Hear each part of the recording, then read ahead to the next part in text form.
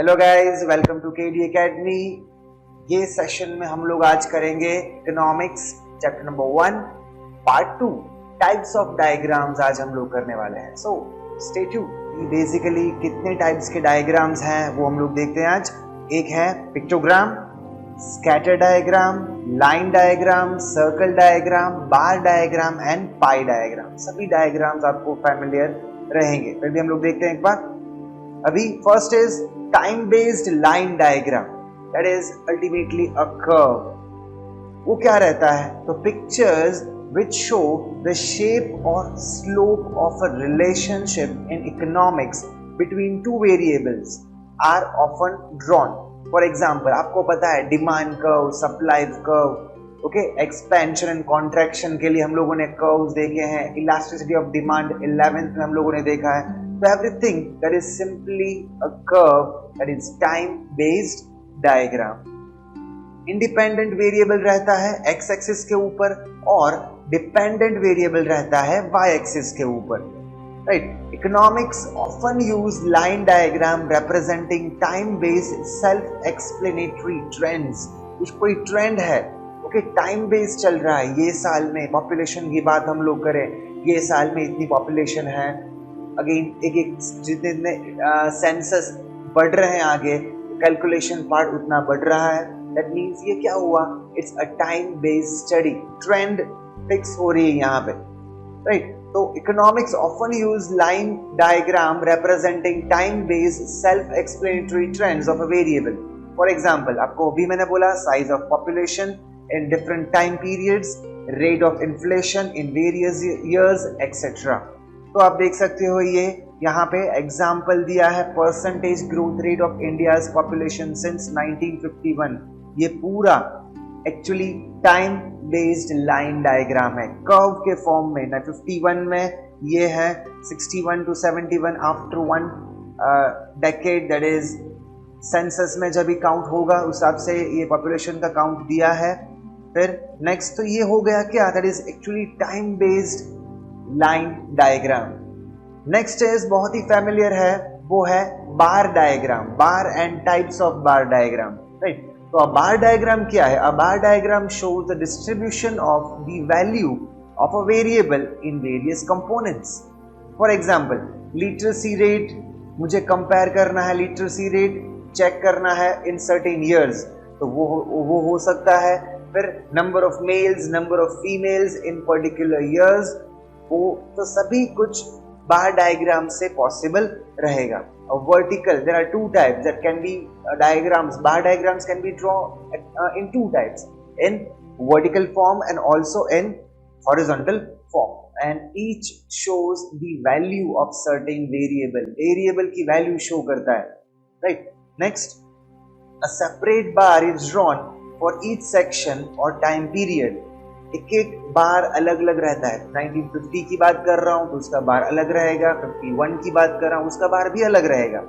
And the height and the length of the bar indicates, height and the length of the bar indicate the value of that section और time period. उसकी value show करता है, जितनी height और length वो particular bar की है, that denotes the value of that particular variable, right. Simple bar diagrams तीन टाइप के रहते हैं। First is simple bar diagram, second is clustered bar diagram and the third is divided bar diagram. Simple bar diagram की हम लोग बात करें तो meaning and example of simple bar diagram. A simple bar diagram represent, एक simple है, एक variable है और बेस है, से various regions or years etc. It gives a visual effect of the difference in the values of the variable between the regions, years and so on. Okay, difference आपको show करता है। Let's say कि यहाँ पे example आपको दिया है by monthly, यानी कि every 2 months sale of a chocolate boxes in a shop।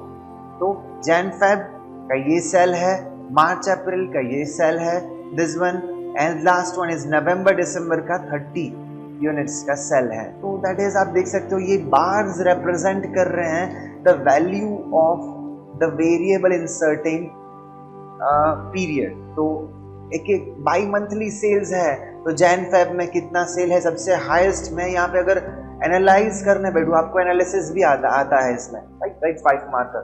तो अगर मैं एनालिसिस करने बैठूं तो that means I will be knowing कि हाँ चलो सबसे ज्यादा सेल कौन से मंथ में है, तो मई जून, राइट। तो ये एक प्रॉपरली एक value of a variable show कर रहा है bar diagram, simple bar diagram. Now clustered यानी कि more than one, clustered bar diagram. In this type of graph, values of a common variable and over a common base are given for more than one section. अगर मुझे एक ही period में multiple variables को compare करना है, यानी कि अगर मैं सोचूं कि चलो हाँ ये सेंसस के अंदर 2021 के अंदर how many the count of number of males and females, तो मुझे सेंसस तो यही है, लेकिन I will be having the value of 2 variables, mails and females, right. तो रिलेटेड पैरामीटर्स जो चाहिए, एक से ज्यादा, 2 की बात करें, 3 की बात करें, that is actually a clustered bar diagram. Hence we get a cluster of bars. Cluster यानी कि मोर देन वन ग्रुप बन जाएगा एक फॉर सेम वेरिएबल, वेरिएबल एक ही है लेकिन उसकी values is keep on changing. For example, if the base is time period, the variable is literacy level and its values are expressed in 2 categories, namely females and males. आपको जो वही मैंने example दिया, एक स्पेसिफिक टाइम पीरियड है और values में express कर रहा हूँ, number of males and number of females, that means there are multiple values of a single variable, that is clustered bar diagram. The same concept, the same example की हम लोग बात करें, सिर्फ यहाँ पे क्या है, जो मल्टीपल बार्स हैं उसके सिर्फ हम लोग अलग अलग कलर्स या अलग अलग पैटर्न से उसको डिफरेंशिएट करेंगे, दैट्स इट। तो सेम है, by monthly cell of chocolate box यहाँ पे दिया है। यहाँ पे आपको दिया गया है कि जो बॉक्सेस रहते हैं उसकी साइजेस के हिसाब से, वेरिएबल तो एक ही है बॉक्सेस, लेकिन उसके अंदर there are certain many values, like values for small box, values for medium size and the values for large size. तो वो तीनों साइज के लिए will be having 3 bars, तो 3 bars for a particular time period. अगर Jan Feb की बात करूं तो small, medium and large. Even last November December की बात करूं तो same thing, small, medium and large. Let's check. See, अलग अलग पैटर्न, अलग अलग इंडिकेशन, कलर्स यहाँ पे भी आप यूज कर सकते हो। स्मॉल साइज के लिए ये है, फिर मीडियम एंड लार्ज साइज के लिए ये पैटर्न दी गई है। द थिंग इज दैट कि अगर मैं सेम स्पेसिफिक टाइम पीरियड की बात कर रहा हूँ, sales is bifurcated, is even measured in 3 different values, likewise for small boxes, medium boxes and large boxes as it is visible in the screen. तो ये हो गया clustered bar diagram. Now the thing is that the next one, the divided bar diagram, थोड़ा बहुत कम आप लोगों ने ये यूज किया रहेगा divided bar diagram, लेकिन बहुत ही सिंपल है। यहाँ पे there will not be having multiple bars. Clustered में कैसा है, multiple bars आपको मिल रहे हैं, लेकिन divided bar diagram में you won't be having multiple bar, but you will be having a single bar that is being divided. वो ही divide होगा यहाँ पे, okay? तो every single value of a variable has subcategories. Hence we get divisions in all the bars. अगर मैं एक ही बार को divide करूँ, that is divided bar diagram, only single bar will be using, but वही बार में we will be creating certain subsections, that is simple divided bar diagram. We get divisions in all the bars which represent a common variable and common base value to create proper visual effect and help comparison. Each division of the bar is colored differently and the values which it represents are indicated. यहाँ पे अलग अलग सिर्फ division में, एक ही बार में different sections को colour किया जाता है और it is represented something with in a different manner. तो वापस सेम एग्जांपल हम लोग ले रहे हैं।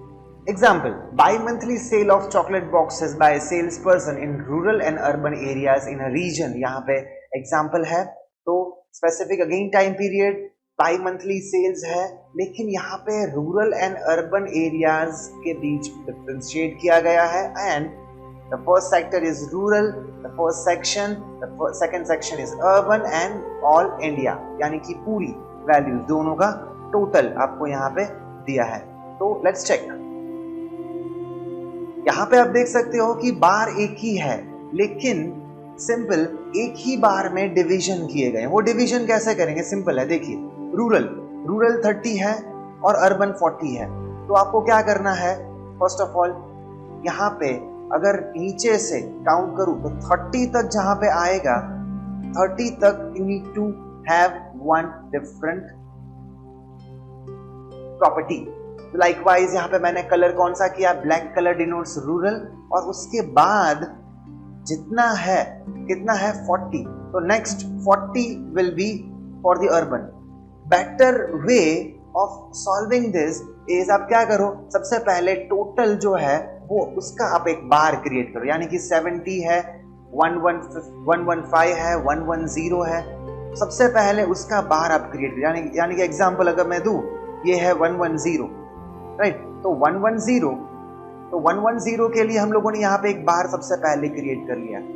तो दैट डिफाइंस कि हाँ वो बार कितनी हाइट का है, वो हमें मिल गया। After that just you need to do कि दो सेक्शंस कौन कौन से हैं। तो सिर्फ आप क्या कीजिए, 40 तक आप लेके जाइए, just create one partition and this section is rural.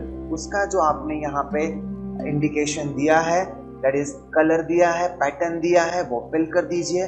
Rest of the part is urban, that's it. बहुत ही सिंपल है, एक ही बार डिवाइड हो रहा है यहाँ पे।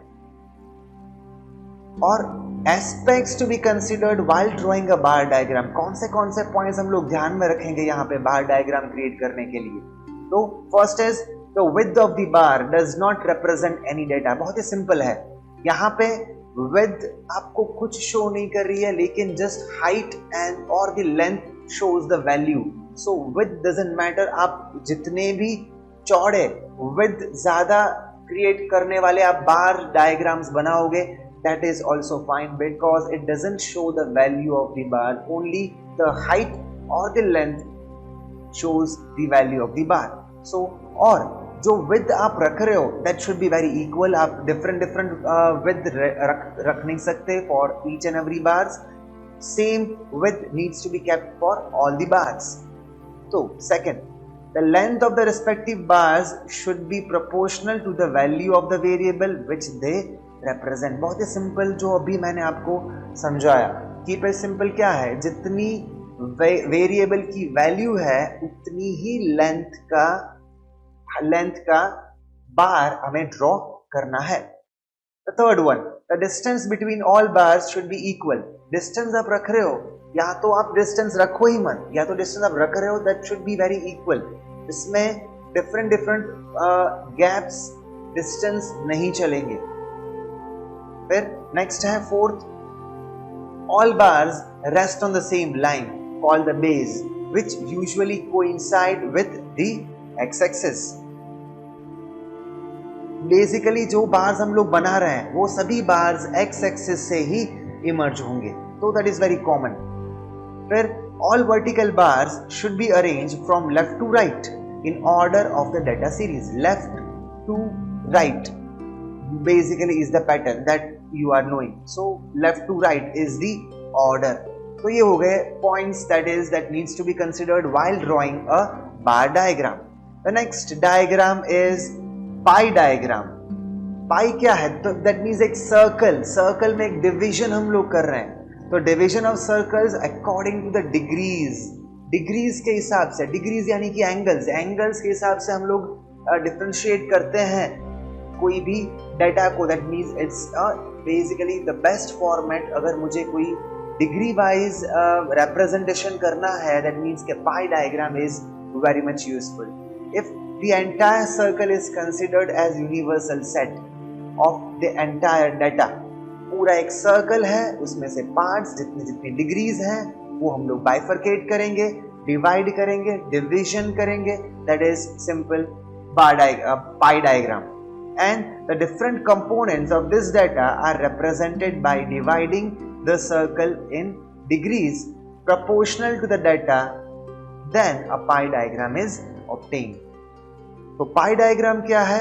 is drawn for a similar type of data. जैसे जो बार डायग्राम्स में डेटा दिया गया है वही रिलेटेड पाई डायग्राम्स भी आप बना सकते हो. That is up to us कि कौन से डायग्राम हमें बनाना है. अभी पूरा सर्कल की बात करें तो एंटायर सर्कल रिप्रेजेंट्स 360 डिग्री. तो एंटायर डेटा रिप्रेजेंट्स 360 डिग्री. तो and the sections divisions of the data are represented by dividing the circle in degrees proportional to each section. बहुत ही इजी है, वो आपको मैं अभी यहाँ पे समझा देता हूँ क्या करना है हमें. In other words, diagrams which is drawn by representing sub division वही है जो डिवाइडेड बार डायग्राम में हम लोग एक बार को डिवाइड कर रहे थे स्पेसिफिक सेक्शंस के अंदर. यहाँ पे भी एक पूरे सर्कल को हम लोग डिवाइड करेंगे. That will be called as pie diagram. Formula है बहुत ही सिंपल. सबसे पहले कंपोनेंट वैल्यू, जो वैल्यू कंपोनेंट की दी है सिंपल है. अगर बुक है, बुक की वैल्यू 20 दी गई है तो वो हो गई कंपोनेंट की वैल्यू. और टोटल वैल्यू यानी कि ओवरऑल आपको जो टोटल दिया है दैट इज यहाँ पे है 100, तो वो हो गई 100 की वैल्यू. और फिक्स है, अगर मुझे डिग्री में कन्वर्ट करना है, डिग्री में कन्वर्ट करना ही है आपको यहाँ पे, that is central value, central angle हम लोग इसको बोलेंगे, सेंट्रल एंगल. तो that is called component value by total value. Definitely आपको मल्टीप्लाई करवाना है 360 से in order to obtain the value in degrees. Degrees में वैल्यू ऑब्टेन करने के लिए हमें ये करना ही है. तो एक आइटम्स यहाँ पे एक यूनिट्स में हम लोग करेंगे. तो स्टेशनरी है तो 5 by 100 into 360.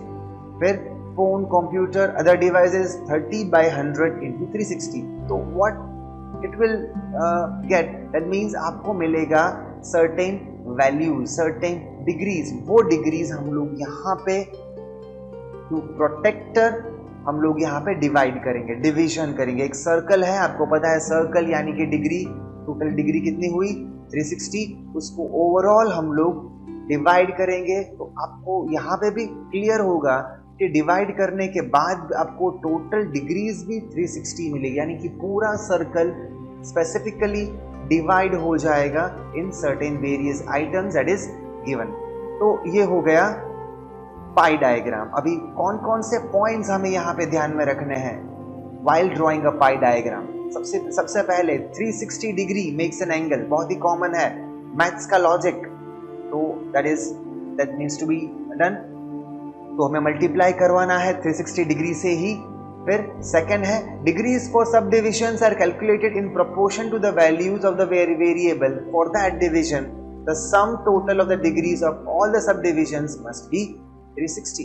तो सिंपल है, degrees for subdivisions are calculated in proportion to the value of that variable. वही मैं आपको बोल रहा हूँ, कंपोनेंट वैल्यू यानी कि क्या हुआ, value of that variable divide होगा किससे, total of the variable, and into हम लोग करेंगे that is 360. And third is if relevant data is to be compared against across regions or time periods, then 2 pie graphs can be drawn side by side. ऐसा नहीं कि एक ही graph हम लोग draw कर सकते हैं. अगर यहाँ पे दो रीजन की बात कर रहे हैं, सिटीज की बात कर रहे हैं, तो दोनों सिटीज के लिए we can have different pie graph. तो दैट इज ऑल सेट. ये हो गया different types of diagrams, different types of graphs की हम लोग बात करें 1.3 टॉपिक. तो इसमें है first is use of graph is also frequently made in economics. Statistics clarifies graphs under time series graph. फिर graphs for continuous frequency distribution, उसमें कौन कौन से आएंगे, histogram, frequency polygon, frequency curve and cumulative frequency polygon. And the next is third type is logarithmic graph. तो ये हो गया टाइप्स ऑफ ग्राफ. यहाँ पे बहुत डिटेल्स आपको यहाँ पे नहीं दी गई है regarding types of graph. All the things you are having is only the types of diagrams. उसकी ही डिटेल ज्यादा यहाँ पे दी गई है. तो सिंपल एक आपको टाइम सीरीज ग्राफ्स का छोटा सा पैराग्राफ दिया है. The certain small topic is explained here. क्या है इसमें, इन अ ट्रेड साइकिल और cycles of economic activities, short term and long term regular or irregular erratic changes are observed. हमें short term और long term के changes यहाँ पे मिलते ही रहते हैं. तो trade cycles में the trends of such changes are obtained with the help of statistical tools. वो trends record होते हैं with the help of statistical tools, and when graphs are drawn taking these changes as variable, वो changes note होते हैं और वो noted changes we are using as a variable in the graph and the time period as the base. हो गया graph, and such graphs can be called as time series graph. तो यहाँ पे आपको बोला ही गया है कि the syllabus does not include other type of graphs, they are not discussed here, but only यहाँ पे सिर्फ दिया है types of diagrams and that's it. तो नेक्स्ट टॉपिक में हम लोग मिलेंगे वापस पार्ट 3 के अंदर. स्टे ट्यून्ड, शेयर कीजिए, सब्सक्राइब कीजिए केडी एकेडमी को, लाइक कीजिए. Thank you.